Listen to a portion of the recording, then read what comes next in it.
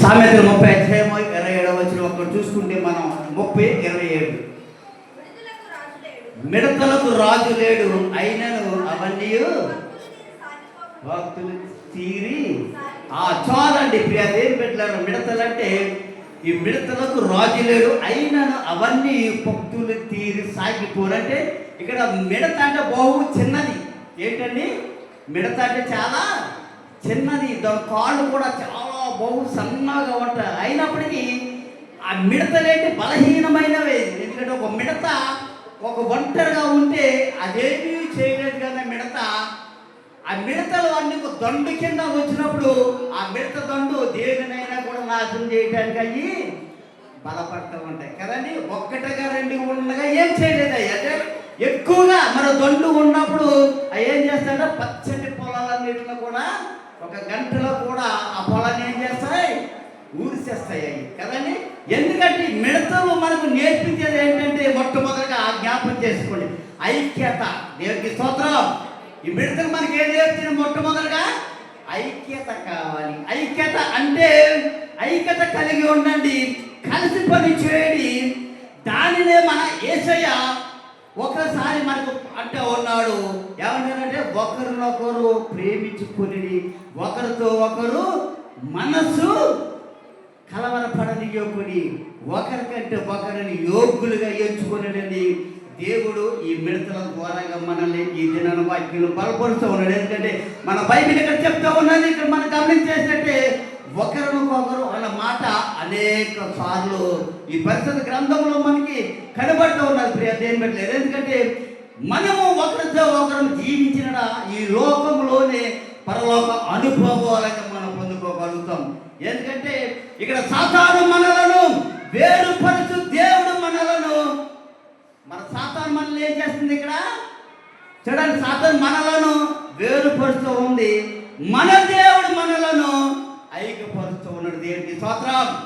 సాతాను ఎన్ని మనకి ఇబ్బందులు పెట్టినా కూడా మన దేవుడు ఏం చేస్తున్నాడు? మనల్ని ఐక్యపరుస్తూ ఉన్నాడు. ఎందుకంటే సాతాను ప్రేరేపణ వలన ఈ రోజులో అనేక మంది భయంకరమైన స్థితుల్లో ఇక్కడ మనకు కనబడుతూ ఉన్నారు. అనేకమైన రీతిలో అల్లు కొలవలుగా ఇక్కడ జనం మనకు కనబడుతున్నారు. అంటే ఇదంతా ఎవరు చేసే పని అండి?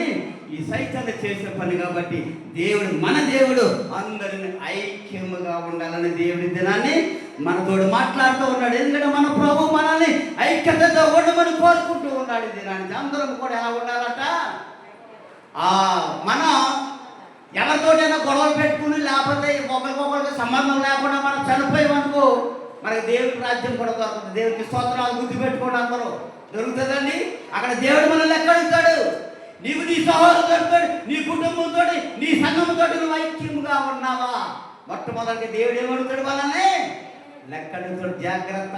మనం అందరూ ఎలా ఉండాలంట? ఐక్యత కలిగి నివసించాలి. ఎందుకంటే ఈ మిడతల ద్వారాగా దేవుడు మనల్ని బలపరుస్తూ ఉన్నాడు. ఐక్యత కలిగి ఉండాలని దేవుడు అంటూ ఉన్నాడు. ఎందుకంటే మన ప్రభు మన ఐక్యతతో ఉండమని కోరుకుంటూ ఉన్నాడు దినాన్ని దేవుడు. ఎందుకంటే ఐక్యత ఏక మనసు ఎక్కడ చూడండి, ఇక్కడ చూడండి, మన ప్రభు అంటున్నాడు ఇక్కడ, ఇద్దరు ముగ్గురు నా నామంలో ఎక్కడ కూడి ఉందరో అక్కడనే వారి మధ్య నేను ఉంటాను. దేవుని స్తోత్రం. ఎక్కడ ఇద్దరు ముగ్గురు కూడి ఉంటారు మన దేవుడు అంట, మరి అక్కడ ఉంటానని దేవుడు మనతో మాట్లాడుతూ ఉన్నాడు. ప్రియా దేవుని బిడ్డలారా, ఎందుకంటే దేవుడు మనల్ని ఒంటరిగా ఉండట్లేదు కానీ మనల్ని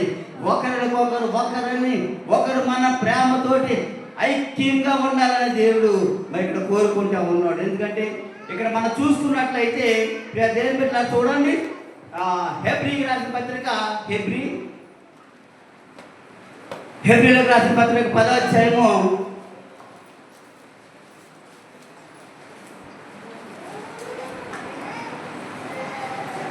24 వచ్చినట్టు మనకు కొన్ని మాటలు చదువుతుంది. 24 చూడండి.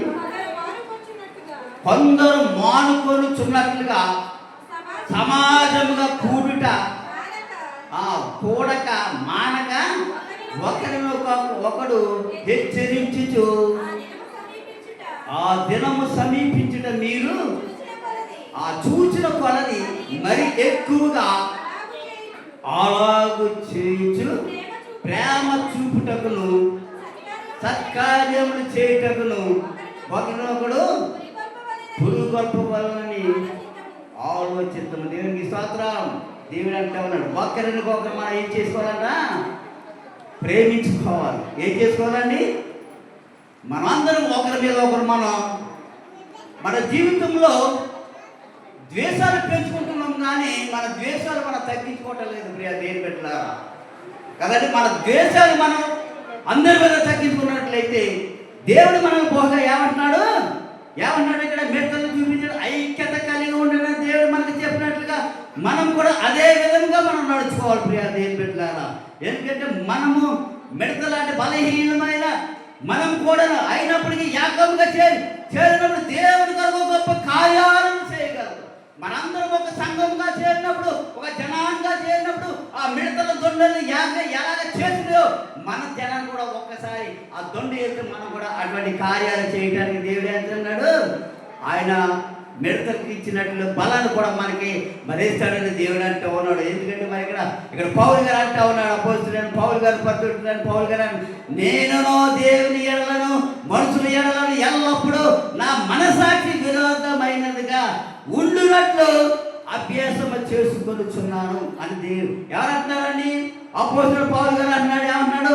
నేను దేవుని ఎడలను మనుషుల ఎడలను ఎల్లప్పుడూ నా మనసాక్షి నిర్దోషమైనదిగా ఉండునట్లు అభ్యాసము చేసుకొనుచున్నాడు. దేవునికి స్తోత్రం. చూసారండి, పౌలు గారు ఉన్నట్టుగా మన జీవితంలో మనం కూడా కలిగి ఉండాలి. ఎందుకంటే చూడండి, ఇప్పుడు మన ఏక మనసు కలిగి ఉండమని దేవుడి దినాన్ని మనతోటి మాట్లాడుతూ ఉన్నాడు. దేని పెట్టారా ఇక్కడ చూడండి, ఇక్కడ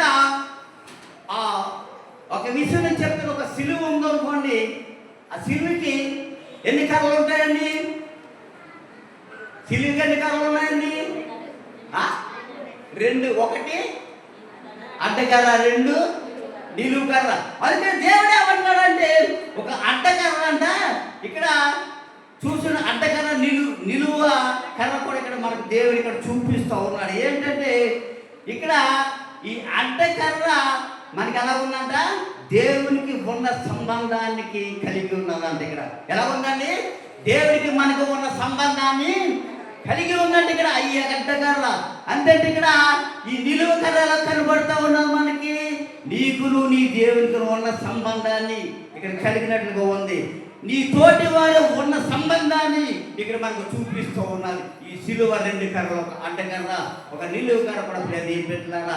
అయితే మనం ఇక్కడ అంటూ ఉన్నాడు, మనము అన్ని విషయాల్లో కూడా మరి తగ్గించుకొని ఏక మనస్సు కలిగి మనందరిని ఒకరినొకరు ప్రేమించుకోవాలని దేవుడి మిడతల ద్వారాగా మనల్ని మరి బలపరుచున్నాడు. ప్రియ దేని పెట్టారా, మనందరం కూడా సంఘమంతా ఏక మనసు కలిగి ఏక రీతిలో ఆ మిడతల దొండెళ్ళి ఏకంగా ఎలాగ వెళ్తూ ఉన్నాయో మన సంఘం, మన ప్రజలమైన మనం కూడా అటువంటి రీతిలో మనం ఉండాలని, ఏక మనసు కలిగి ఉండాలని దేవుడు ఇది మనకు కూడా మాట్లాడుతూ ఉన్నాడు. దేవుడి మాట దీవించి ఆశీర్వదించును గాక.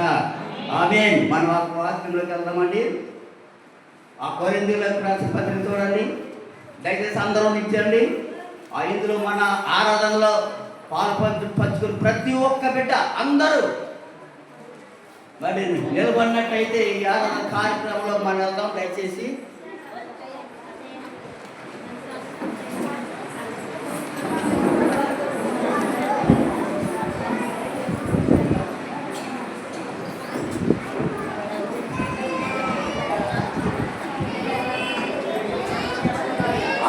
రాసిన మొదటి పత్రిక